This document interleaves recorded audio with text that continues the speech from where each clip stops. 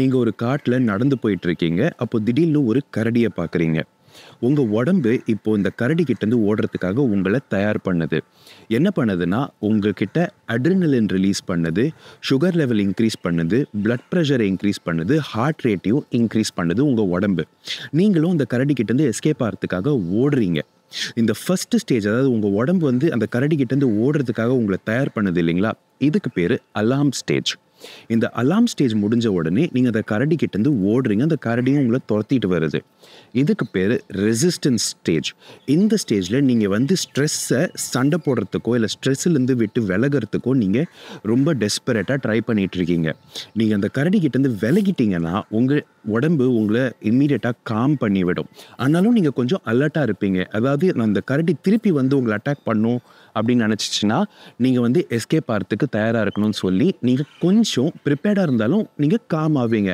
ஆனால் அந்த கரடி உங்களை க்ரானிக்காக துரத்துக்கிட்டே இருந்துச்சுன்னா அந்த ஸ்ட்ரெஸ்ஸுனால உங்களுக்கு நிறைய பாடியில் ஃபிசியலாஜிக்கலாகவும் மென்டலாகவும் ஸ்ட்ரெஸ்ஸுனால உங்களுக்கு எக்ஸாஷன் ஏற்படும்.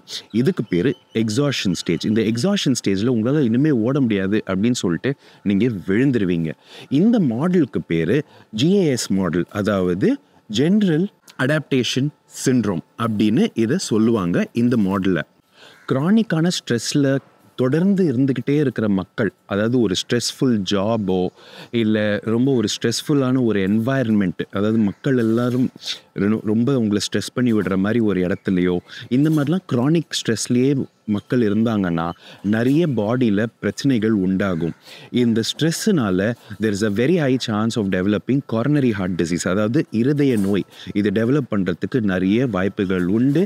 அது மட்டும் இல்லைங்க, ஹை பிளட் ப்ரெஷர், அதாவது இரத்த கொதிப்பு ப்ளஸ் சுகர், டயபிட்டிஸ் இதெல்லாமும் உண்டாகிறதுக்கு வாய்ப்புகள் உண்டு.